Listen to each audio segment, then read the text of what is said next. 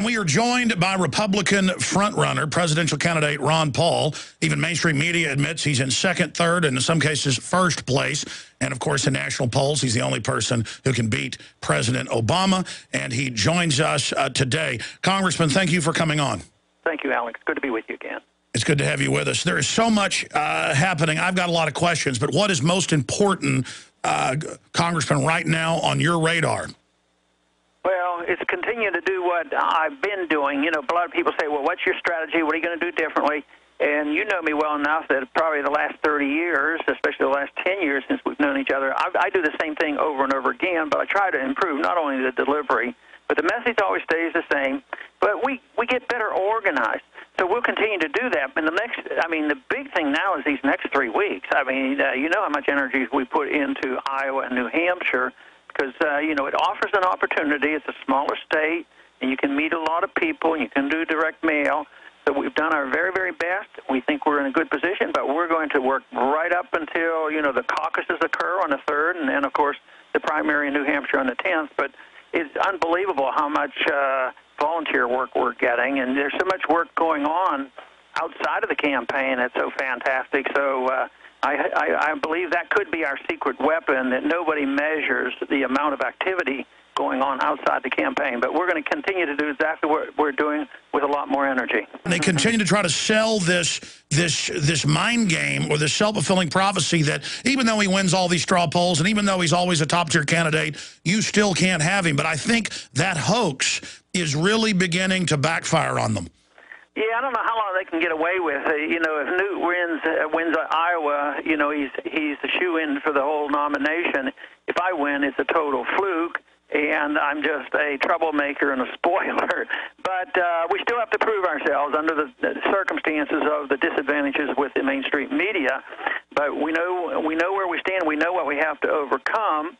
And I think we're doing a very good job on this. And no matter how they spin it, there's a limit to how much they can spin it. You know, even when they give me 90 seconds, actually, we've been able to turn that around and turn it into a positive. When you see guys like Jon Stewart and others, you know, just mocking, you know, the unfairness of the system. So we have to keep plugging along. That's all. They've tried to ignore you. Now that's failing. The attacks are beginning. Do you think that it's going to do the same thing again and boomerang back on them because the mainstream media and political system is so discredited? Yeah, I think so. And you know, in a way, even though you know the kingmakers and the mainstream media and the establishment people are gunning, you know, the other candidates, have you noticed that they're a little less aggressive? They're more aggressive against each other than they are against me because I think they know the significance of the number of people, and they're not going out of their way to offend. They say, oh, there's just a couple percent, there's 7 or 8%. But they're being a lot more cautious because they know our percentages are much higher and we can play a significant role, and they're being a little more cautious at least. If you were to, you know, go after Obama more, pretty much run against Obama, transcend the other Republican minions and point out, as you have, that they're basically just rhino Republican versions of that, and point out that you've pointed out the real problems and are the only candidate that has any shot at trying to turn the ship around. Well, actually, I think that is good strategy because I wish we had more polling, honest polling with my name against Obama because, you know, we appealed to a lot of independents and even some of the more sensible and honest liberals, you know, the progressives that are anti-war. So I think what you're suggesting is very good, and I would have to admit I don't do enough of that. And it's a mixed bag. Politically, I think is very, very good, and he deserves it, and that's who ultimately you have to run against. But in the primary, I'm not running against him. And I also like to be as upfront as possible, you know, when it comes to analyzing our tragedies and the foreign policy and monetary policy and the economic foolhardiness of it. You know, they've been going on for a long time, and it's both parties, but I should at least be more bipartisan and condemn Obama just as much as I criticize some of the things Republicans have done over the years as well. Look at Mitt Romney, his voting record, Obamacare. He is a Republican Obama. Vote in another Obama. Or look at Newt Gingrich. He's for carbon taxes, Obamacare-style stuff. He is another Obama. And so basically, it's a vote for Obama because either one of those guys is going to beat Obama, but B, it's a vote for Obama because they're just clones of him, just with a little bit different rhetoric. I think that that is the secret weapon, Congressman. Yeah. And I got a little bit out of it, but probably not as sharp as I could have or what you might have done. But, you know, in the debate the other night, I said the two of them are totally on the defensive. They're defending their record. I mean, how can they lead our party if they're defending themselves for not being, you know, for having been like Obama all along? So that is the big issue. And I think probably, you know, Gingrich has been pretty aggressive in that light, so maybe that's one of the reasons he got bumped up a bit. So that's not a bad advice at all. RonPaul2012.com. It is absolutely essential. Obviously, everybody go out and get ready to try to be delegates. Everybody hit the ground in Iowa. I know I have family who's actually gone to Iowa. So there is a massive grassroots operation. All the different ways people can get involved are at RonPaul2012.com. I want to go back to the campaign here in a moment, sir, but they've obviously tried to keep you with 89 seconds in the CBS debate and other places from actually talking about the real issues. And instead they'll ask you, what do you think of Newt? What do you think of Mitt? So they can basically still give you time and not get caught censoring you, but they still censor you in another way. What do you have to say about that? Well, I mean, that's been ongoing, and I've lived with that for a long time. I have to be on guard for it, but and try to distract them from it. But that's ultimately their goal, is to make a subtle, if not blunt, assumption that, well, you can't win, and therefore we shouldn't pay a whole lot of attention to you. But the only way we can ultimately overcome that is success in Iowa. You know, as a beginning point. You know, if we do really well there, they're going to have a lot harder time doing that to us. I saw the Republicans here in Austin are going to protest Eric Holder, the Attorney General, today because he wants the UN to oversee our elections. And I agree, that's certainly out of control and treasonous. But this is the guy caught perjuring himself, and the memo CBS released last week show that they said they were going to blame the guns in Mexico on the Second Amendment. Is that not a form of false flag against our most basic of rights, sir? And what would you do, if president, to people like Eric Holder? Well, he should be immediately fired, and then there should be an investigation and find out if charges should be made. And that's obviously over the top. And all these kind of sting operations and false flag, this is criminal, and I think they do it constantly. I think they were doing that when there was this so-called attempt to kill the Saudi or the Iranian ambassador. You know, that kind of stuff is just way too much. But no, they should be investigating, and you know, that's one thing I think the Government House Committee is doing a pretty good job at investigating that, but. I don't know whether charges will be made, but he deserves to have charges, you know, up against him. Well said, and you got it right the first time. The claim of the used car sales and wanting to kill the Saudi ambassador, and even mainstream media had to admit that was totally phony and a pretext to attack Iran. Yeah, that was the real excuse to blame it on them, and we know that is. You know, I just wonder about that, whether that guy will ever get tried, because if he does, maybe the truth will come out. And sometimes they won't try these people because they don't want the truth to come out. So it's just another propaganda stunt as far as I'm concerned. Now they want to go after Syria. It's now admitted the U.S., Israel, and others are staging giant military attacks inside Iran. What do you make of Congress not being consulted on that?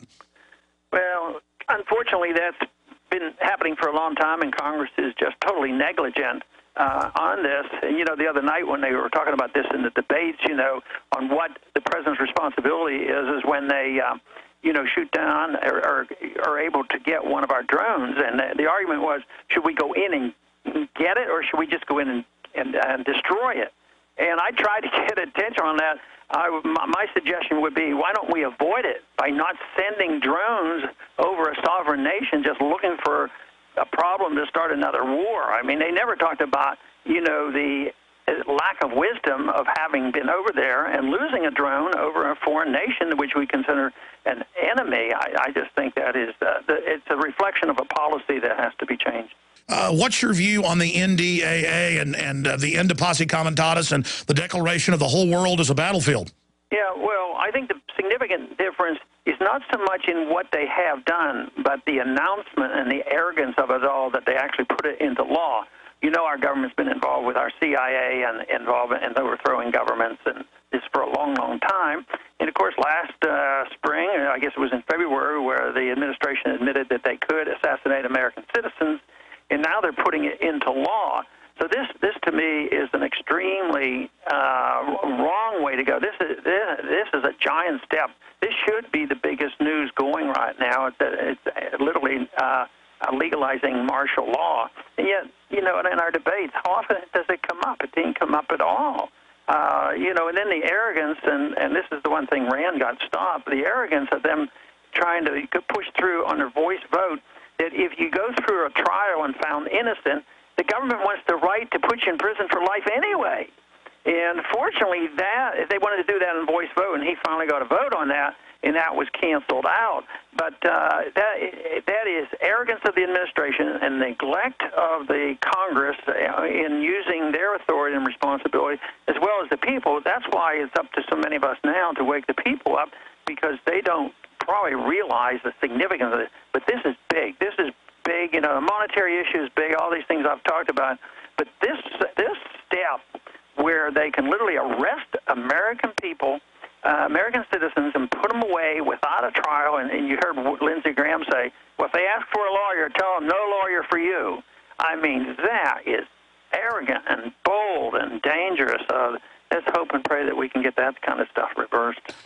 Congressman, we've only got a few minutes left with you here, and I wanted to continue looking at the presidential race. What would be the first three things that you would do, the first three goals, when you got into office, when you were sworn in January of 2013? Well, there are three big goals, but you might not be able to do as much all by yourself the first few days, but you could change the foreign policy immediately and send a message to the world that we are not looking for more wars. We're looking for, you know, a more peaceful solution to the problems, and that is to start bringing our troops home, which would send a message that that money is going to be spent at home instead of overseas, might send a message to the markets that things will be different. But then other than that, then it would be working on the budget to cut the spending. You know, my proposal that if we're serious about this, we have to cut the budget. I want to cut it first year at $1 trillion. And the other thing that must be changed is curtailing the power of the Federal Reserve to monetize debt and get something passed where we can either or both, you know, restrain the Federal Reserve to act on its own, to print trillions and trillions of dollars and bailing out everybody around the world, as well as a thorough audit of the Federal Reserve, and then find out, find out exactly what they have been doing, and then aim for legalizing the competing currency. Some of those messages, if we change our foreign policy, bring our troops home, start balancing the budget, you don't have to wait for everything to be perfect. It's just the direction we're going. People might say, hey, you know, this is different, and maybe some optimism would come back, which we need a lot of. Beautifully said. What can we do on the campaign trail briefly? And then finally, I know you've written a piece today that's on your congressional site. It's also on InfoWars.com about forced drug research where they're trying to psychologically screen the kids. Internet kill switch admitted in the Washington Post. All of this is happening. But what can we do to ensure that you win in Iowa, Congressman, in closing? Well, it's continue to do what we're doing, and if they're not anybody's not involved, want to go to Ron Paul 2012 and find out, because people can phone from home. They certainly can raise funds. People are going out to Iowa. There's activity, but there's a lot of electronic activity going on, you know, with automatic phoning and different things that's done. This is very, very important. So we're in the lap here right now, so it's very important that we get maximum effort made. I was about to say, now is the time for the maximum effort, and certainly I'm glad you ran again. Look at the incredible effect you and others have had since your last run 4 years ago. You've got a real shot if people believe and take action. Congressman Ron Paul, thank you so much for spending time with us, and go with God. Thank you, Alex. Thank you. Thank you, sir. Wow, there goes Congressman Ron Paul joining us today. What an amazing interview. I got to most of my questions, but I wanted to ask him, of course, and next time we have him on, I'm going to ask him, what's going to happen if he doesn't win? I mean, what's going to happen if the New World Order continues? The world government's now admitted You can't be laughed at anymore about banker takeovers with Time and Newsweek saying, Bank of the World, Goldman Sachs takes over Europe, austerity for all. Internet kill switches. The Washington Post last night, headline, Internet kill switches here. The Hill newspaper, selective Internet kill switch. I mean, it's here.